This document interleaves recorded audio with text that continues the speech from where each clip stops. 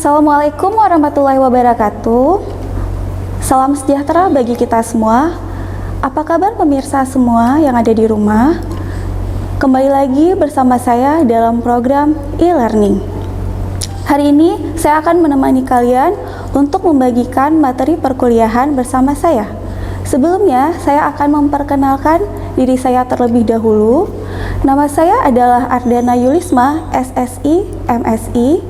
Saya merupakan dosen pengampu mata kuliah Biologi Sel dan Molekuler pada program studi Farmasi Fakultas Ilmu Kesehatan Universitas Ubudiyah Indonesia. Baiklah, pada hari ini kita akan mengangkat tema tentang pemanfaatan metode barcode DNA dalam identifikasi tumbuhan obat. Sebelumnya, teman-teman pasti sudah pernah mendengar istilah barcode, di mana ketika teman-teman pergi ke minimarket untuk berbelanja seperti membeli minuman atau makanan, pasti teman-teman menemukan barcode pada bagian belakang dari minuman kemasan ataupun makanan kemasan seperti snack. Nah, kali ini kita akan membahas tentang DNA barcoding. Apa itu DNA barcoding? DNA barcoding merupakan suatu sistem yang dirancang untuk memudahkan identifikasi dan autentifikasi makhluk hidup secara cepat dan akurat karena menggunakan sekuen gen pendek dan telah terstandarisasi. Adapun panjang urutan gen pada DNA barcoding berkisar antara 400 sampai dengan 600 pasang basa atau biasa kita sebut dengan base pair. Kita akan beralih ke slide selanjutnya. Urutan kecil dari seluruh genom yang digunakan untuk identifikasi disebut dengan barcode DNA. Nah, DNA barcoding ini pertama kali dikemukakan oleh Hebert et al. Pada tahun 2003. Berikut kita akan melihat profil dari Hebert. Nah, berikut adalah profil dari Profesor Dr. Paul Hebert. Beliau adalah seorang ahli biologi molekuler asal Ontario, Kanada, yang mana beliaulah orang pertama yang mencetuskan tentang DNA barcoding sebagai teknik dalam mengidentifikasi spesies. Dan beliau juga mengusulkan gen mitokondria sitokrom oksidase atau biasa kita sebut dengan CO1 sebagai gen umum atau penanda umum untuk mengidentifikasi spesies khususnya hewan. Berkat jasa beliau dan kontribusi beliau dalam bidang biodiversitas, beliau mendapat julukan The Father of DNA Barcoding. Kita akan ke slide selanjutnya. Identifikasi morfologi versus identifikasi molekuler. Mungkin sebelumnya adik-adik yang di rumah sudah sering mendengar tentang identifikasi morfologi. Ya, tentu saja. Dalam dunia tumbuhan, hewan, bahkan bakteri kita sering melakukan identifikasi. Dan umumnya dalam melakukan identifikasi morfologi kita akan menggunakan kunci determinasi. Nah, sedangkan identifikasi molekuler kita hanya menggunakan sekuen DNA. Jika kita kembalikan pada hakikatnya, pada prinsipnya identifikasi molekuler hampir sama dengan identifikasi morfologi. Hanya saja identifikasi molekuler cukup menggunakan sekuen DNA untuk mengidentifikasi suatu spesies. Namun secara keseluruhan dapat dikatakan identifikasi molekuler dan identifikasi morfologi memiliki prinsip yang sama, yaitu untuk mengenali suatu spesies. Hanya saja metode yang digunakan berbeda. Kita akan lanjut ke slide selanjutnya.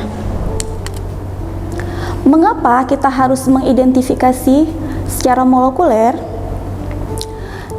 Identifikasi molekuler memiliki beberapa keunggulan, di antaranya yaitu dasar genetik yang jelas, kemudian keunggulan marka molekuler adalah bersifat stabil dan tidak dipengaruhi oleh lingkungan.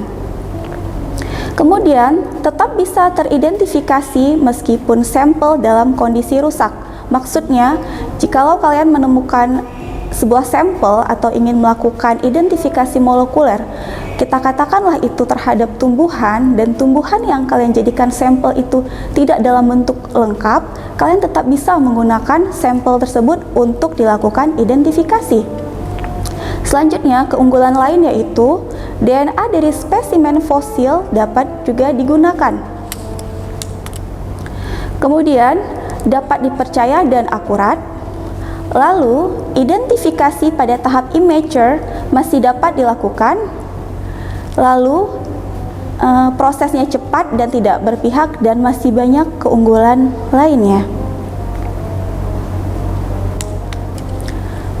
Consortium for the Barcode of Life atau kita sebut dengan CBOL yang pertama sekali didirikan itu pada tahun 2003 bertempat di Washington DC, Amerika Serikat, yang mana CBOL mengusulkan penggunaan DNA barcode untuk beberapa kelompok makhluk hidup. Nah, CBOL menyarankan untuk kelompok tumbuhan kita bisa menggunakan beberapa barcode DNA seperti RBCL, kemudian MATK, kemudian tRNH PSBA, kemudian ITS atau Internal Transcript Spacer.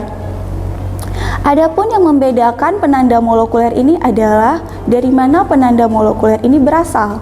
Contohnya, RBCL, MATK, dan tRNH PSBA berasal dari genom kloroplas. Sedangkan ITS atau Internal Transcript Spacer berasal dari genom inti atau nuclear gene. Nah, kemudian CBOL juga menyarankan untuk kelompok animal atau hewan penggunaan penanda umum sebagai marka umum yaitu sitokrom oksidase atau kita sebut dengan CO1.